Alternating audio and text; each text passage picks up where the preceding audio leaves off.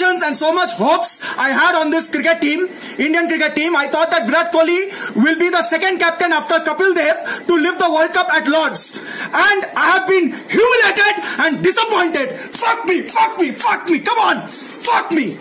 Sports is so cruel. Why cricket is so cruel, man? Why the sports is so cruel? Why, man? Why? So close but yet so far. So close but yet so far. All the players who have been playing well, Rohit Sharma, Virat Kohli, KL Rahul, they have been playing so well. But at the final moment, final junction, crunch situations, they have disappointed us. Absolutely disappointed us. Yeah, it's the fans' fault. My fault. It's my fault. It's my fault.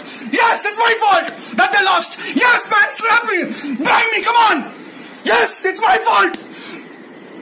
It's fans' fault that they lost. It's fans' fault.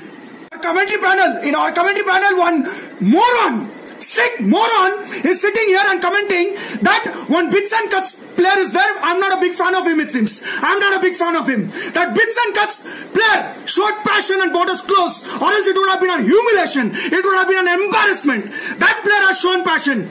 That player has brought us close. And you call bits and cuts player. You criticize even after team is doing well.